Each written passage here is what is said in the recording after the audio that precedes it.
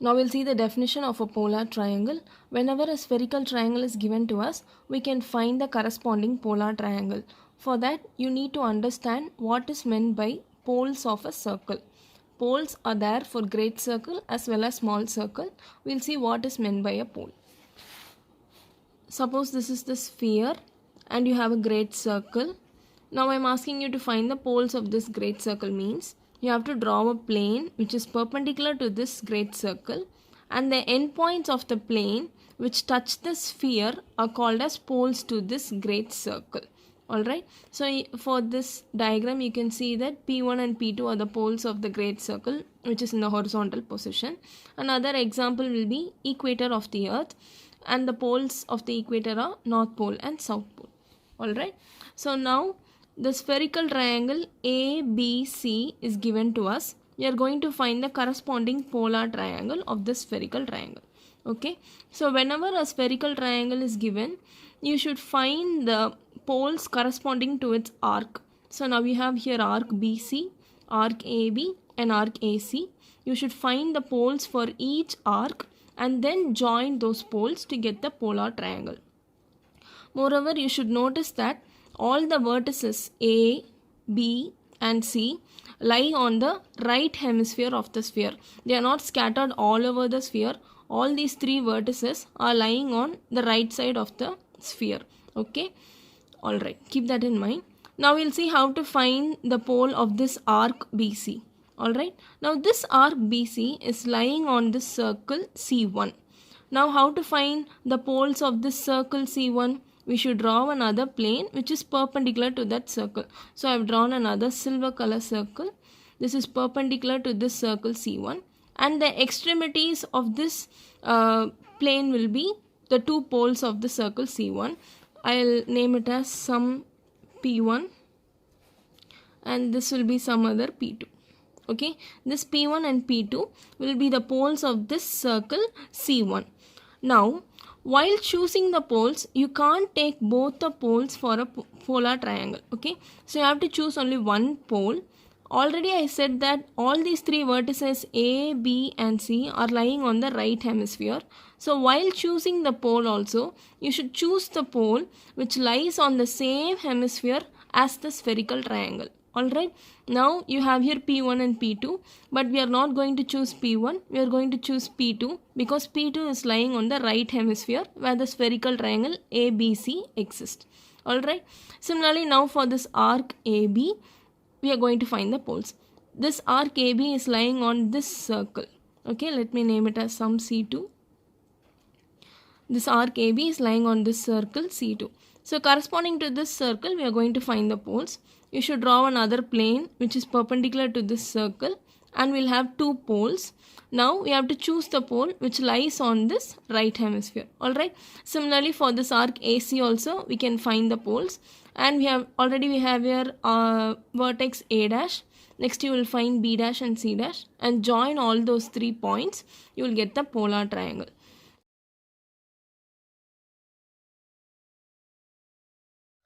Now we'll see supplemental cosine formula. Whenever a spherical triangle is given, its corresponding polar triangle can also be obtained. So first we should know what is the relationship between a spherical triangle and a polar triangle in terms of its angles and sides.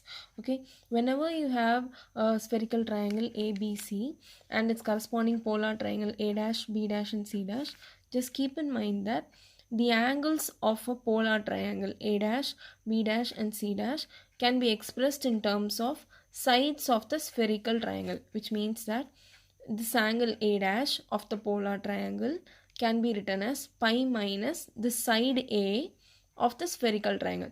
Similarly, you can see the angle B dash and C dash are also written in terms of sides of spherical triangle. And the sides of the polar triangle, small a dash, small b dash and small c dash, are expressed in terms of the angles of the spherical triangle capital A, capital B and capital C. You can see that small a dash is pi minus capital A. Similarly, small b dash and small c dash. Okay, this relation is important to know. If you know this, we can find the supplemental cosine formula. Okay, so now what we are going to do next is we are going to apply the cosine law to the polar triangle A dash, B dash and C dash. We have already seen what a cosine formula is. Now we am just applying it to that triangle. For the time being, I'm just applying it to this angle A dash. You can apply it to any angle. I'm just applying it to this angle A dash. So the side opposite to angle A dash is small a dash. So we'll begin with that. Cos A dash is equal to cosine of the adjacent sides, that is cos B dash into cos C dash plus sine of the same sides, sine B dash into sine C dash into cosine of this angle capital A dash. That's what we have written now. This is the cosine law applied to the polar triangle A dash, B dash and C dash. Now what we know about A dash, B dash, C dash and similarly this capital A dash, we have just obtained a relation. The small a dash can be replaced by pi minus a, similarly small b dash and c dash, and capital A dash can be replaced by pi minus a. That is what I have written here. I have just replaced it, and you know that cos 180 minus theta is minus cos theta. Similarly here also cos pi minus b is minus cos b. Cos pi minus c is minus cos c. Sin 180 minus theta is just sin theta. So I have replaced this sin pi minus c also as just sin c.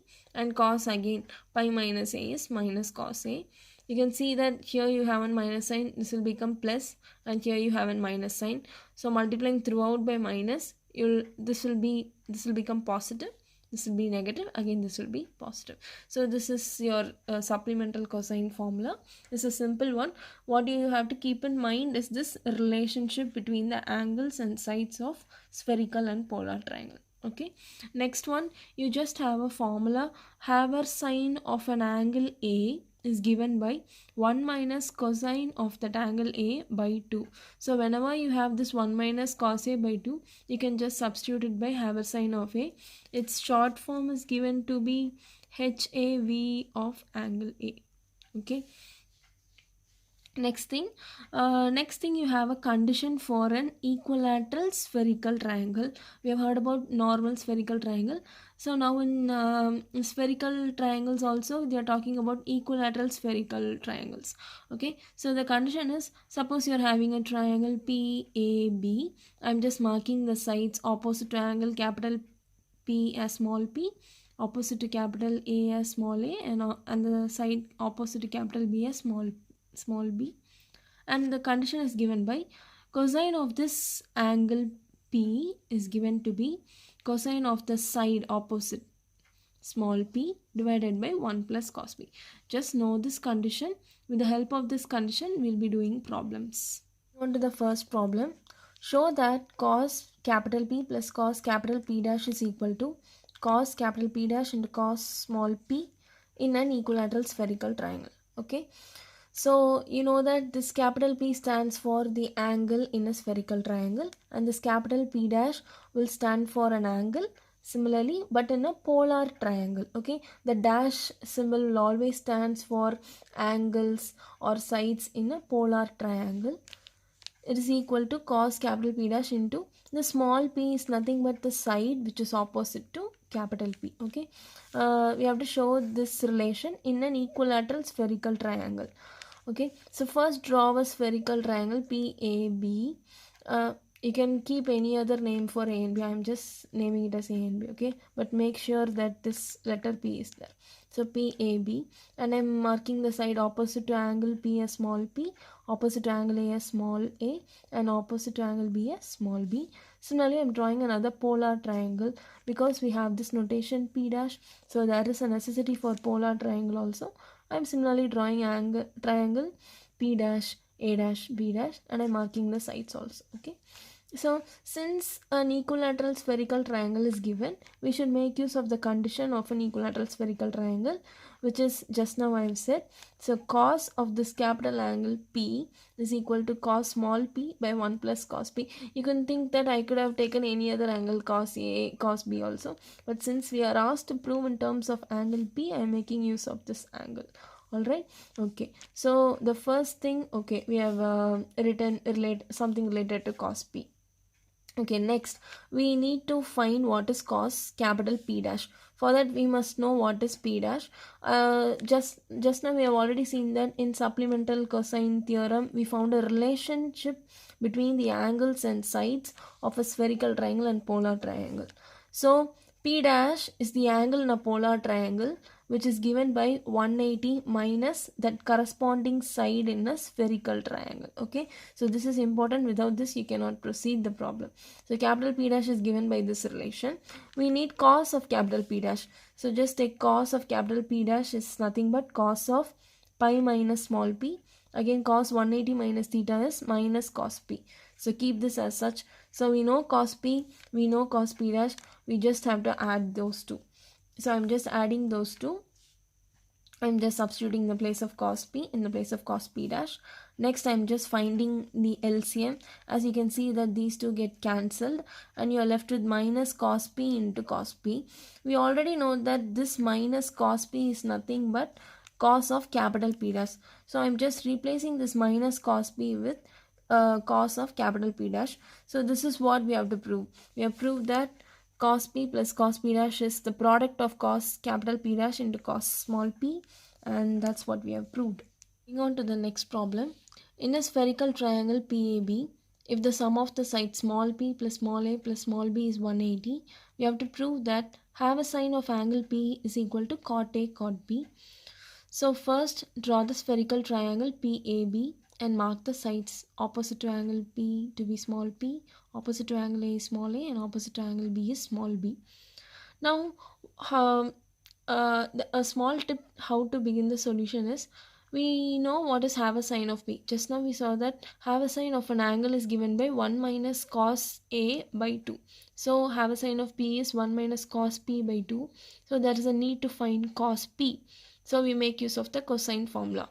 So cosine of the angle P is given by cosine of that small side P.